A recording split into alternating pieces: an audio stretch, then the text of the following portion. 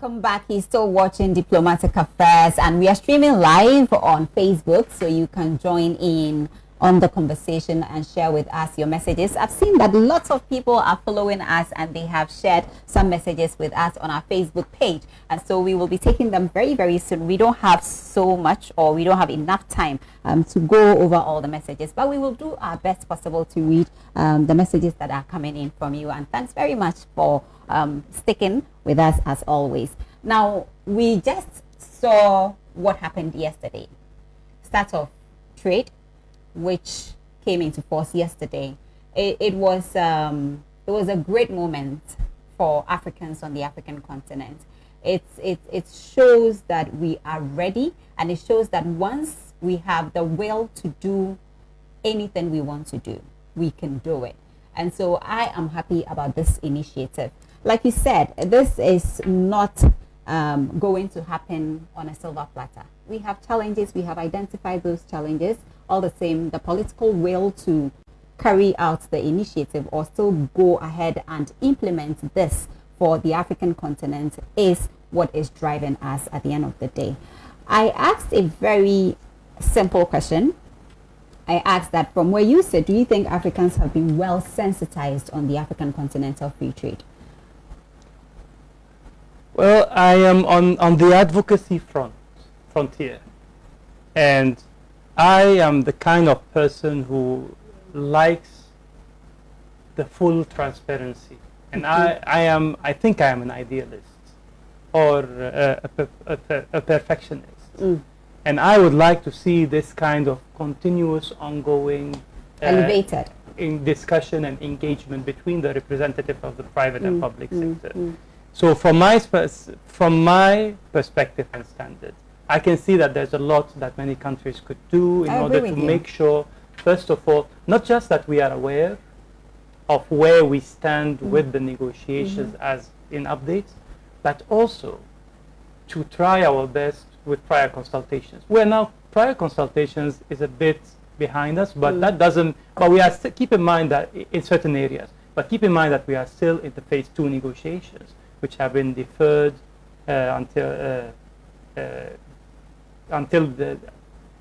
which is currently ongoing, and was deferred by 6 months because of the COVID-19. And we even have some elements ongoing with the discussions and negotiations on the phase 1 remaining. So there's still time for consultation between the representatives of the private sector and the policymakers in order to make sure that the formulation of the policies is more inclusive of the various groups within the business community and the business society. I think there's more that can be done. Now, having said that, some countries have done better than other countries, and that might be attributed to the capacity, basically. Some countries lack even the capacity to deposit their instrument of ratification due to many constraints, maybe logistics, maybe politics, maybe whatever. But there's this difficulty to operate with under COVID times in comparison to a normal time where you can just have your negotiations ongoing face to face and keep discussing and negotiating until you are done. So this luxury is beyond us now. We have to try to make up by using the best of digital and communication technology in order to make sure that we bridge the gap in communication. And having said that, I think there's still time to discuss on some of the issues that have to do, for example, with e-business, and also on how to look at streaming, gender streaming. One of the challenges we have out there. And one of the other challenges will have to do in taking due consideration and including the women traders and the cross-border traders, especially those who are in the informal economy.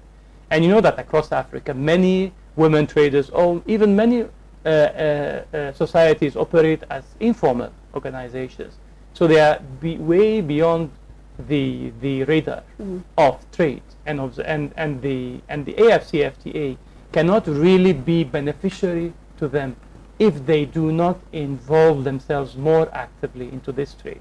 So getting themselves above the radar, registering themselves to be able to use the AFCFTA terms of trades, and also to benefit from wider access to markets. Otherwise, if we don't include these marginalized groups of people, then the gap will continue to become wider between those who can and those who cannot. And we have heard yesterday His Excellency, the Secretary General Mene, speak very clearly about the fact that the AFCFTA needs to be inclusive.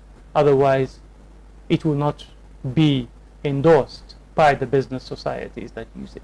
So we have to look at how to play our part in, first of all, in creating these platform dialogues for discussions between policymakers and business. Participation of the locals. Yes. All right. Are we ready for the market, though? Because if we are not, then we are likely to see the multinational organizations take advantage of this beautiful initiative that has been created for the people of Africa at the end of the day. So that is also another point. And I want to single out two particular issues. The first of all has to do with the competitiveness of the local industries in various countries. Some countries might be more competitive to benefit from the from this wider access to continental markets than others. And so in these cases, various countries need to look at how to deal with the factors of competitiveness and integrate their manufacturing and production in order to make them more competitive vis-a-vis their other neighbors, whether distant or far. Because now we are no longer competing with our neighbors from the immediate vicinity. We are competing with Mauritius, we're competing with Egypt, we're competing with South Africa, and these are juggernauts. So countries and policymakers need to look at their factors of production, for example, the cost of energy in certain countries across Africa, the commercial lending. I don't want to be very specific and to enter into some of the details. We want to look at the bigger picture. Of course, there will be variations. And now this is one point. And the other one has to do with the actual financial transaction cost of doing trade within the continent. You know that there are so many, there's a multiplicity of currencies across Africa. Yeah. Even within West Africa alone, we have 8 currencies that are not interchangeable. And that is why, for example, one of the laudable initiatives that are going to complement the implementation of the African Continental Free Trade Area is something that is being developed by the African Union in collaboration with the Africa Export-Import Bank, Afrexim Bank, and that is PAPS, or the Pan-African Payment and Settlement System, which is a digital platform that allows its users to transact their business in their local currency so that they will avoid the high transaction cost, the dual transaction cost, when you know that currently, for example, if Ghana is trading with Kenya, then they have to agree on a third currency so that the Ghanaian cedi. Are you advocating for a continental currency? I think I've heard a lot of people being very excited about single currency. I think a single currency in the shorter term is not high priority. The more important priority is to interconvert these currencies between them in order to reduce the financial transaction. And that is why I am a huge proponent of platforms such as the Pan-African Payment Settlement System, because I can use my cedi, which is now which now can purchase items in cedis, and then they will collect it in their currencies in Kenya, or from Kenya they can purchase from South Africa without converting into dollars, and then the dollars converting into rands, where you find out that in some cases the high transaction cost might be a disincentive for trade in the first place. So now we can avoid all of these issues in the shorter distance. And it is I will be very interesting to find out more information about the rollout of the pilot of PAPS, which is currently taking place within West Africa. Because it seems that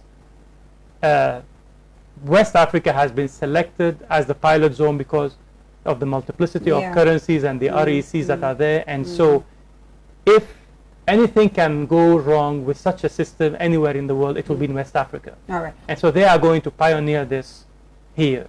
All right. And so what is going to be the first move with the start of trade? I understand there are going to be some shipments in the coming days.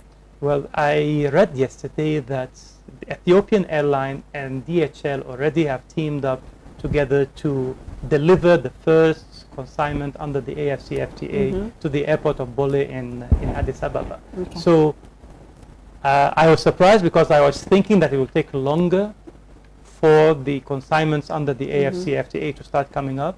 But of course, it makes sense that the airports will be the first place where these trade consignments will take place, because airlifting usually is faster than ship or by land. But then I predict a slow start for the actual volumes of trade under the AFCFTA. Of course. Well, the trade will begin by all means. Not on a larger scale. And I'll be very interested in the flagging of ceremonies of these consignments. You know, visibility is a very important thing, and what AFCFTA at the moment lacks is visibility, and that is why the media has a very important and crucial role to help to assist with the rolling out of the AFCFTA, not just on country level, but also on continental level. Right. So we've started doing our job already. This is where we contribute to the dissemination of information to the public, so they can get the right information. And we are happy to have the likes of you coming in every now and then. Like I said, this is going to be a very long series of conversations that will be held on this platform. We are hoping to engage the Trade Minister in the coming weeks, and we have the Secretary General too, His Excellency Wamkele, who also will be coming on the show to discuss some of the things that are taking place in his office when it comes to the African Continental Free Trade Agreement. Now, before you leave, I have a few messages coming in. Unfortunately, because of time, we cannot take everything, but let me just take this one. Hilary Adongo says, could the African Continental Free Trade Area spark Africa's economic emancipation? Yes, I agree. Because it would take a change of mindset to realize that there is opportunity for Africans across Africa, and that we have to look at exploring market linkages across the continent. Personally, I do not believe that all of these investors who are trooping into Africa from all corners of the world in order to come and make money, and that these opportunities are not available for the African peers. That something is wrong. Yeah. And I believe that there is real opportunity for creating successful business models, but also for finding markets across the continent for Africans by Africans. And the AFCFTA will be a key in accelerating economic prosperity and the development of our continent, to help us come together and speak as one voice across the global value chain. Right. I have Nanaya Owusu, who says, are we building African-owned manufacturing businesses to ensure meaningful benefits to Africans? The whole point of the AFCFTA is to add value and to diversify our economies in Africa away from the export of primary materials. So by default, when you are adding value to your locally available raw material, you are building your African products. It doesn't matter where the financing is coming from or the investment is coming from. The important thing is to grow the cake that is the economy of Africa in such a way that it becomes so large for people to share into. And so instead of sharing a slice of 1% out of 100, you will be sharing, for example, 0.1% of a 5,000. Right. So you will share a smaller size of a much larger economy, and that will help business organizations, local manufacturers, local producers, but also local service providers to benefit from the extended markets. And keep in mind something very important. One thing that we as Africans, we do not practice a lot across the continent. We don't visit each other for tourism. We were doing something brilliant in Ghana with the year of return. Unfortunately, COVID just scuttled our efforts. And I really hope that now that we have COVID under control, that very soon we'll be able to launch the next phase of beyond the year of return. But not just for Ghana, for the whole of Africa. there are places to visit across the continent. Right. And there are huge market potentials for tourism, ecotourism, and investment opportunities. Look at tiny Rwanda with their ecotourism.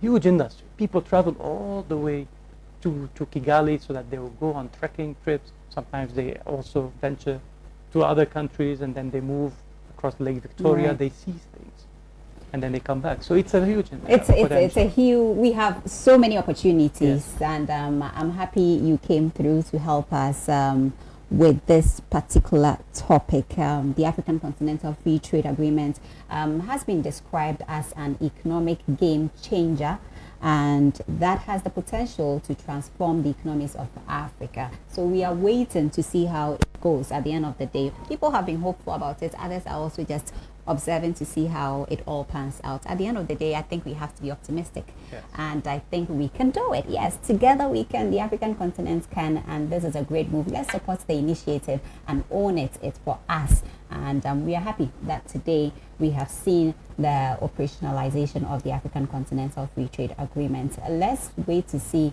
in the coming days how it all pans out with the first shipments and all of that going on. Ziad, final words. We are wrapping up. We are excited. We think that the future is Africa, that Africa is rising, and that we all have a part to play. As an advocacy group, we have to help to tackle the barriers of trade and transport, this time not just in West Africa. As a group, we have to look at how we can contribute our parts to the work of the Secretariat across Africa. We stand ready to collaborate and to contribute our knowledge, our expertise. Yeah.